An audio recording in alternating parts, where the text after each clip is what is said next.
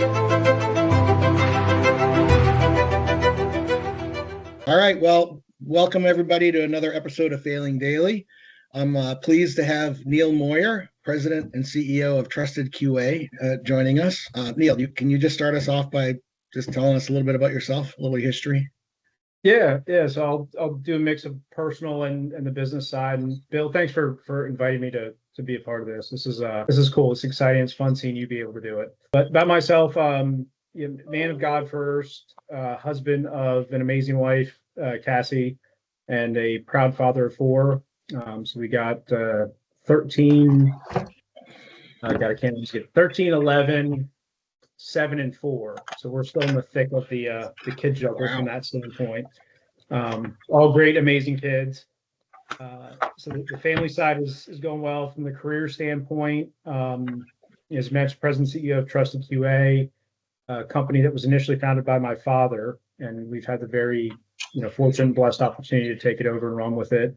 And with that, our focus from the business standpoint, given the platform that our father helped build out, has given us the chance to really focus on, our company's mission, which is supporting the warfighter, enabling technology to increase lethality, shorten the kill chain.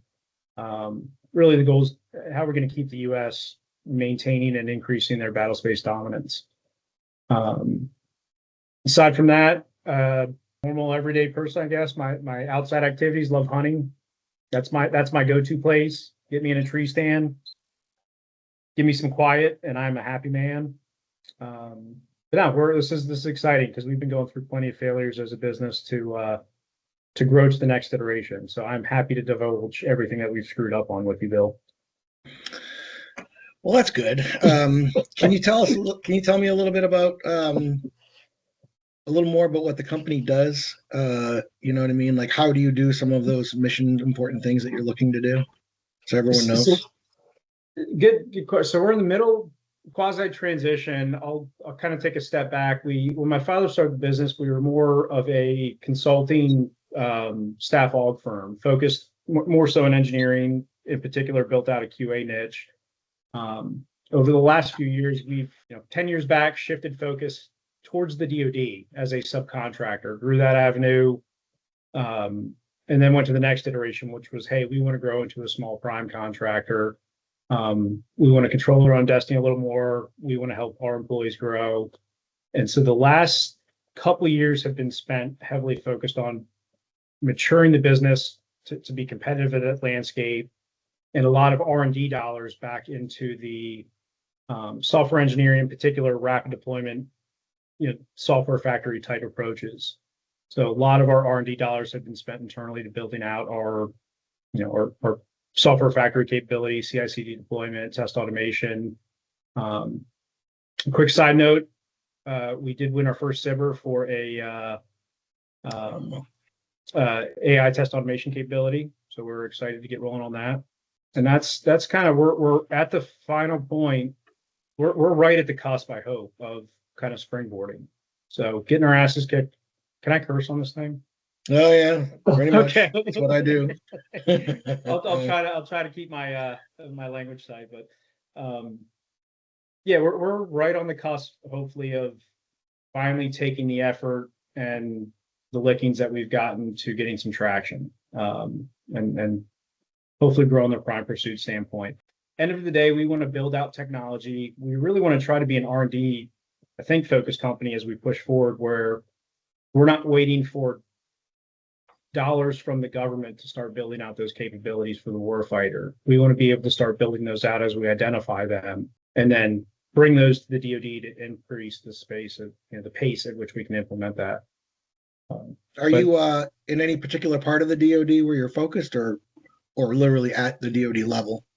The focus is more from a execution standpoint, so combat operational, mission critical. As of today, we're heavily involved in the DISA GCCS Global Command and Control Systems Joint, which is the joint level combat operational system. Provides situational awareness to the 52 plus all the disparate combatant commands.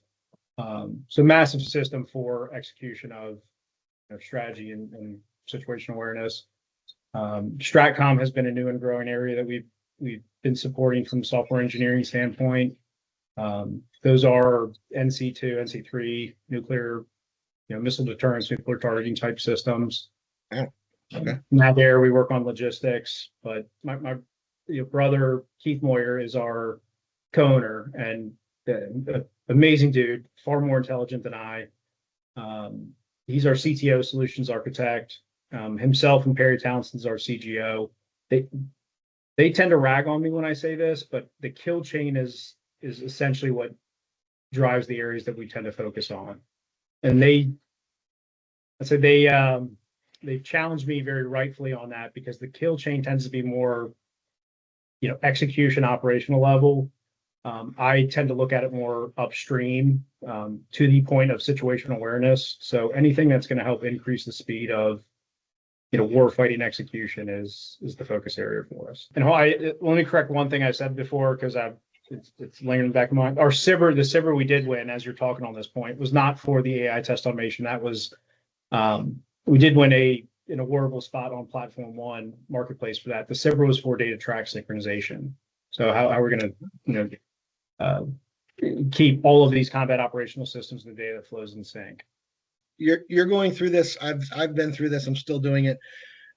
There's this thing when you're a smaller company in this business that you kind of are the latest thing you won, which sounds like you have more of a history. So, and it came from like an existing product and capability. So maybe your experience is different, but mine was, you win the next biggest contract, and then now your company is like, oh, that's what we do. And then it's like, oh, that's what we do.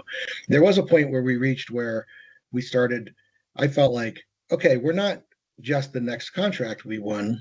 We are starting to build a real capability and provide solutions to the government, which is where I end up at, how we're using AI to provide secure data solutions. But there's a lot of stuff to that, right? There's these things that don't all exactly relate to that mission.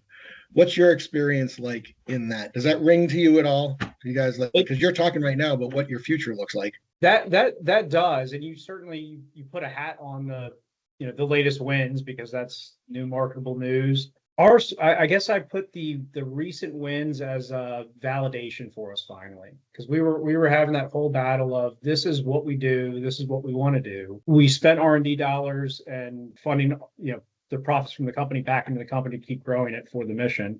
We didn't have that prime experience. So it's that double-edged sword where when we're going to a customer or putting a proposal together, we are talking to those capabilities. We didn't have the validated experience. We had the capability, but not the experience. And in order to get the contract, we needed the experience. And so we were falling into that clutch. So I'm happy to say, I think that the mission and what we're doing has been pretty clearly defined. I tend to look at the wins as a final chance to go, okay, now we have some validation that we can actually do that and do that well.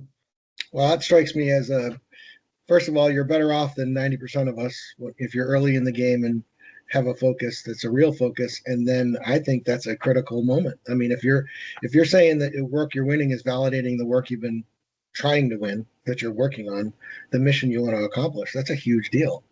You try to, and it's, who knows? Ask me in a couple months, years, what the next wins are. But no, we had the picture painted very clearly with what we wanted to do, and it was nice to just finally get the chance to show that. We have a lot of great partners as well that, as a subcontractor, have allowed us to begin doing that on their side. So I have to give a lot of credit to them. That's great, as you should. How about a career accomplishment? Can you pick one that's important to you? The ability to step away from tasks that we've done. So building out a team that has competency to run on areas without oversight and still in focus within the mission and direction we're heading. As an individual, and I'll preface this with, I'm anxious this is going to come off wrong. The wherewithal that you have to get wrong people off the bus quickly. That was there, and I won't go into the specific, but there was a specific individual case that I had that aha moment, and it helped me realize that it's not malice or anything towards that individual. It's, protection and opportunity to the rest of the team. And that one took me a little while to learn. So there is one specific case that lingers in my mind there. Again, I don't want to throw out names or go into specifics, but that's a weird backwards accomplishment, I guess you could say. It is not a backwards accomplishment. I think when you finally realize that you got to do things for the greater good, Yeah. it matters. It does matter. You're there. You're responsible for them all, not an individual. And you probably at the end of the day, I'd argue you probably did that person a favor. Most people don't move on when they maybe should, and it's not necessarily bad reasons. They grow in the organization, or the organization, whatever. There's all kinds of reasons. But yeah. So how are you doing? So how are you doing getting the right people on the bus? And secondarily, how are you doing? How do you think you're doing getting those right people in the right seats? Two different things, really. So to get the right people on the bus, we've sort of embraced and this came from someone else. I don't know if it was Simon Sinek or one of the other motivational speakers, but humble, hungry, and smart. So we shifted the philosophy in our internal hiring to, hey, I don't need necessarily someone that has this very specific skill set or this very specific experience. We need those that are humble, hungry, and smart, who we can then treat as people and let them kind of fail and go through those cycles. But I'm going to knock on wood because I'm anxious about this. The last several hires we've had, especially internally, all met that bill and all have excelled well in their areas. It's really just, hey, we need humble, hungry, smart. If you're motivated, you align with the mission, you get the opportunity, and we're going to let you be in a position to fail, and then be right there to pick you up and keep going and then lesson learned. I think that is the answer. I don't, it's about the journey. That's what you're saying. It's some version of the journey, and you learn stuff. Are there any from those accomplishments? Are there any particular things that you point at and say, "There's a thing I learned from that"?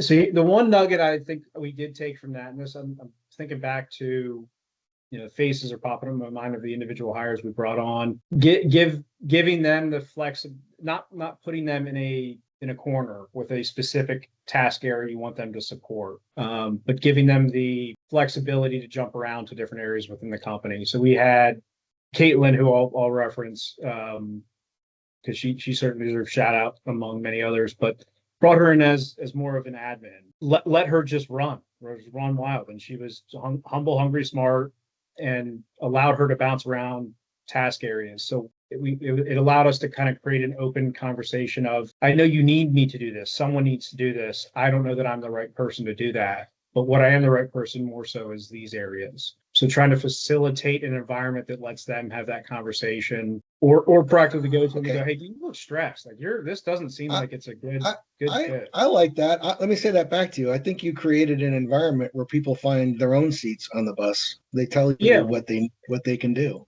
Yeah, that's good. Yeah, find your own seat. You're talking about great, capable people that are, part of the corporate culture, and they're smart, but they can find their own seat. Interesting.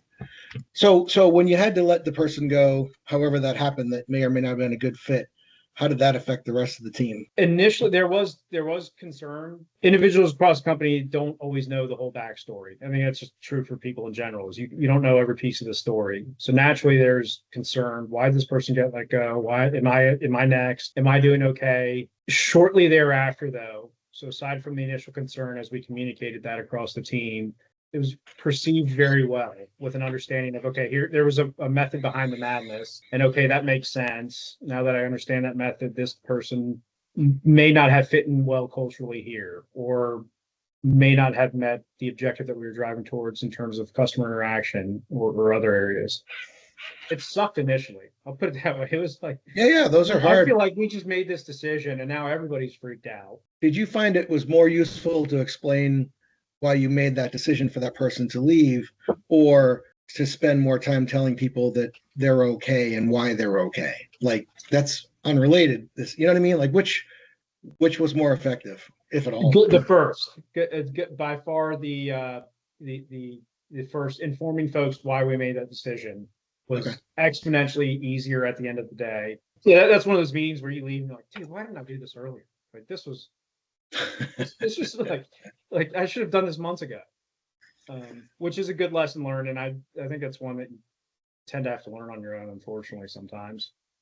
Yeah, well, inherent in there, and this is how I'll do this awesome transition.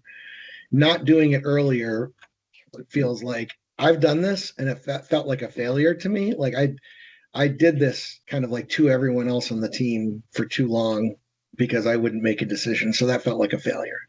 So talking about failures, can you talk about some failure that had an impact on you or how you view the world? Something you learned something from? I don't mean to go in circles, but it's definitely keeping the wrong person on the bus for too long. I mean, Yeah. that hands down keeps going back to it. The other, as you get some wins, and this hopefully, I'm always worried you'll fall back into this. Get some wins, a level of arrogance can come about with yourself. And I can think back to specific customer meetings where we were, as we shifted from the consulting staffing approach into the subcontract approach, we grew from 5 to 17 million. And I remember having a level of arrogance in certain meetings back with commercial customers, kind of like if you can't afford it, then I don't want to talk to you type deal. And that one that lingers in my mind. That's one of those things where every so often you're sleeping and you're like, you're an asshole, man. Like, what are you thinking? I got to imagine you've experienced this. You get further along and you're like, you may have thought you were onto something there. Like, you weren't even close, dude. If you could go back and smack your younger self, you probably would have done so.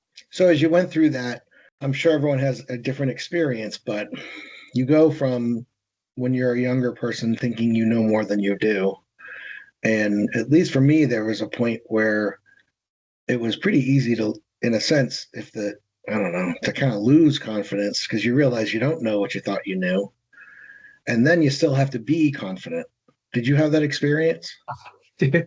I still have that experience. Absolutely. Absolutely. As you grow, you feel you got to carry a certain the attitude, the level of confidence. Hey, we have a team of folks under us that are being led under this individual. We need to know we're following the right leader. Meanwhile, there's scenarios you're sitting there like, dude, I don't know what I'm doing. Like, I don't know which way we're turning. So yeah, that happens still. Are you in the technical stuff day to day? Are you a technical guy? Not Okay. not in the weeds. I would say I am from how are we going to apply the technology to the challenge or solution set we need to build out. Yep. Again, thankfully, Keith, my brother in the co-owner, he's in the technical weeds every day. He's actually working with our engineers and he's actually building out the code and the infrastructure and architecture. So that's an interesting dynamic, if you don't mind me asking about it. He's the technical guy. You're the not technical guy. How does that work? How's the dynamic work? Are you really the CEO and the boss when you need to be, or do you guys have clear lines? Like, how do you do it? We have clear lines at times, and then we hit different iterations as we're growing, and those lines become blurred.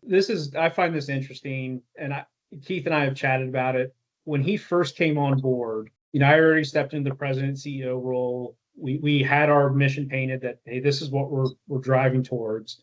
So I was in a position I felt like I know what my responsibilities are and tasks are. Keith was taking on multiple different roles at the time, just kind of trying to figure out where he fit into the organization. And he came to me a few times and just said, look, I don't know what my role is here. I don't know what my value is here. And so he went through that struggle and we spoke through that, and it really reiterated your technical competency. I can get the company to one point. I can't do it without an engineer that's going to be able to build out these solutions. So you're going to come into play here. As that matured and those solutions starts hitting, the honestly right now the burden of time commitment in particular is shifted back towards Keith.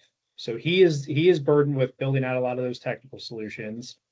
He's the key person that needs to be involved in almost all these meetings with the customer, with the DoD customer. And then it reverted me back to okay, now that I'm not getting pulled into necessarily all those, at least at the preliminary stage, what's my role moving forward? So we've ping-ponged back and forth, still shaping that role. I think at this moment, we've come to a clear consensus that it's, you're running this, but for your ability to run this and stay focused, I need to feed and be out in front with the customer to understand what those pain points are, because we need alignment between our solutions and what challenges they're providing or solving. Do you separate your job title and role with the ownership discussion? Like, it feels like they're two different things. Like, when I'm talking to you as a co-owner, we're talking about it one way. If I'm talking to you as the CEO and I'm the CTO, like it might be a different discussion. Like, you know what I mean? We do separate those two. I'll phrase it this. So we had we have an older brother as well. So I'm a middle child. Keith and I, for better or worse, along with my father, like we're really zealous about what we're doing. We enjoy what we're doing. I think it drives probably both of our spouses crazy. But Keith is the youngest. My older brother Ryan worked with us. He was gifted 10% ownership from my folks. So we bought out my parents, Keith and I. My older brother, had a chunk of ownership. As time went on, he just did not enjoy working in the company. And we were able to go, hey, dude, you don't have to work here, man.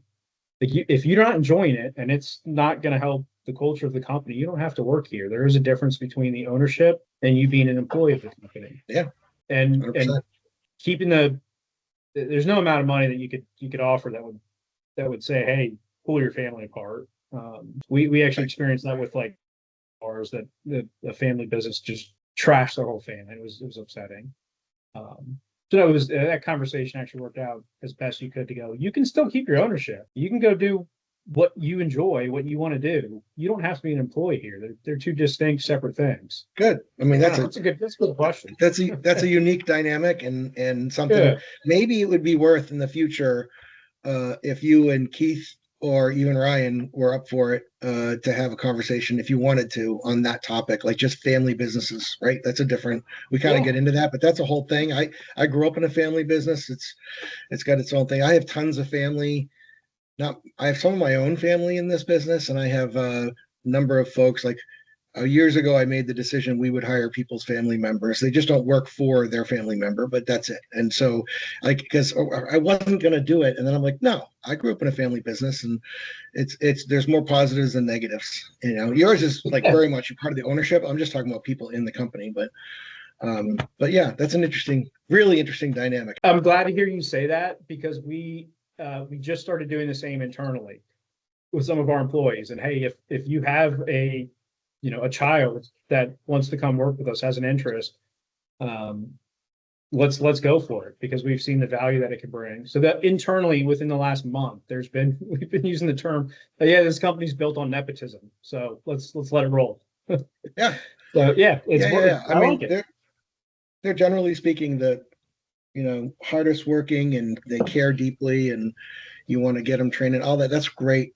Family's great.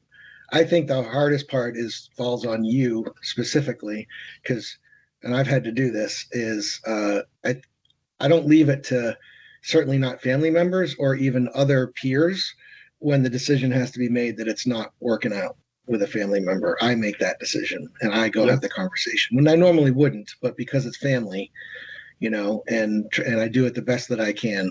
And my example is more in a internship. We do tons of interns. We had 10 interns this year, and once in a while the interns aren't doing what they're supposed to do, and I have to call up the family member and be like, I'm going to talk to them, but this isn't, blah blah blah. This is for them to learn. I don't want this person to not like this manager because they had to let go of their kid. I'm not doing that. If they're going to have it out with somebody, they can have it out with me. And so I'm prepared. That, to me, that's the cost of doing the family thing, is I have to own maybe the bad part. That's that makes perfect. I haven't experienced it directly yet because we just started that, but that thought crossed my mind with one of the newer hires we brought on who is a family member. I'll call you back when hopefully that doesn't occur anytime soon. I hope, but it's bound to happen. No. And for me, it hasn't happened on lots of employees, and it's been awesome.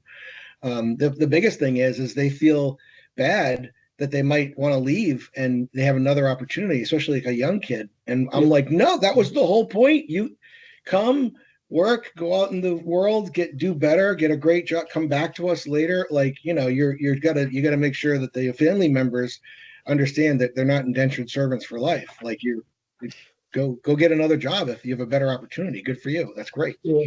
How did your conversation go with the other family members, the more senior, the parent in that case? Were they receptive to that, or were they?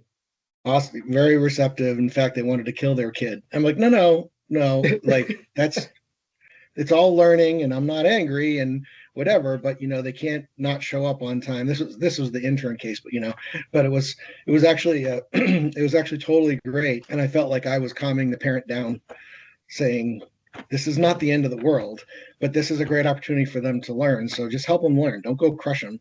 They're going to be upset anyway. It was good. I felt like we did good in the world, even in letting someone go. Yeah, that's not bad. You get to drop the hammer and they get to, console and be there to drive the learning experience in an ideal space. Right. It gets some perspective on what happened and how do we avoid that or whatever. Like, we've all been there. Was there any like personal failures you wanted to share? So there's a personal one that I don't mind sharing because this has always carried an impact over, and it happened when I was young in high school. I look at it as it changed the course of the path that I was taking. So biggest personal one by far, I got booted out of high school my junior year for smoking weed on a field trip to Philadelphia. So that was hands down the dumbest decision I made. But you reflect back and I'm like, okay, that's changed my perception on young kids and the mistakes that they make, because it's like, you can be a smart kid, you can be a good kid and make a dumb decision. You all have to go through those learning curves. Hopefully it doesn't encounter that situation for others, but it was sort of an innocent, just being a dumb kid, and it snowballed into this. You're booted out of school, you got to go, go into a different school, parents aren't overly joyed with that. That was a good experience because it created some self-reflection of like, hey, don't hang out with the wrong crowd. Why don't you try to evaluate your risk versus reward in these scenarios? And you play stupid games, you're going to win stupid prizes. sort of what it boiled down to. And that's what I tell my kids all the time is you play stupid games, you're going to win stupid prizes. So that was a good experience that I actually like sharing now, because it was not too many kids get kicked out of school, but it doesn't necessarily mean you're a bad kid or person. You made a stupid move, and while you're young, if you make a stupid move, it's not the end of the world. Like, I think there's great value in some of the experiences of failing, obviously, and that's a failure, but you learn something from it that's maybe doesn't make you better than the kid that did it right either, but it doesn't make you worse because you have a different experience. I don't know. So it's the kids learn from it, but then you get this person working for you who manages people like that. When they're interviewing, do they just brush past a person like that as opposed to digging in and understanding, well, how did that experience affect your view of the world? And it could make them a better candidate. And it's that's a good point from the management standpoint, and you're at a scale where I imagine you've got more senior middle level management that are tier down. We're about 100 employees, hopefully tapping on the 20 mil door here. My visibility is still close enough down the chain, but I could see a scenario where when they do, and I know their intent was positive and it was just a slip up or a stupid mistake, there is a level of empathy from that experience that carries over and says, okay, let's sit down. And you can usually tell by their reaction to it, how they will act on that moving forward. I'll use, and Caitlin's going to watch this. Caitlin, you're awesome, but she's another good example because as she shifted into proposal support and contracts management, we have a joint venture. She dropped, blame's not entirely on her by any means, but we bid on a large vehicle, massive collaboration of teams, lots of money spent towards it.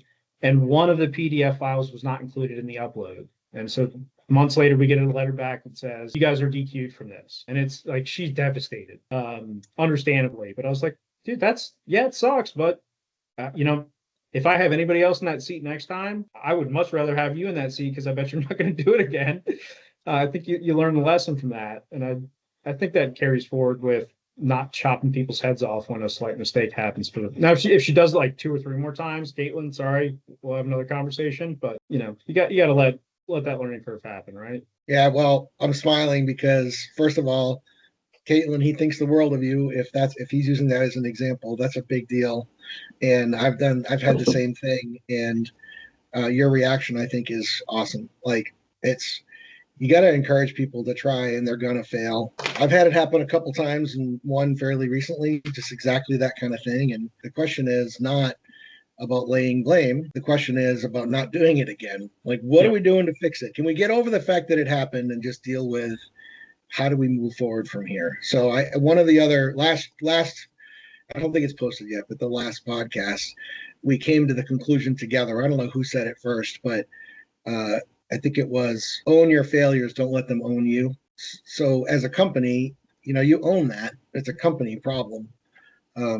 But I think you're letting it own you if you start like firing people and shoot them out. I mean, there is a point where you like if you can't get the job done, but that's not what we're talking about here, right? You think the world of Caitlin. So yeah, I get it. I love that, by the way. I'm just saying I love that. The statement you brought up before, find your own seat on the bus, because that really has been how we've driven a lot of the internal growth and people finding the right seats. If you're sitting in a new seat you haven't sat before and you make a mistake and your head gets chewed off, I got to imagine there's very few people across the company that are going to be interested in going to find their own seat after that. That's right. Why would you as an individual take that risk to step up and say, no, I'll tackle this, I'll figure this out, knowing the chances of you having some level of failure is that probability increases initially. I like that we're on the same page there. Yeah, for sure. Yeah.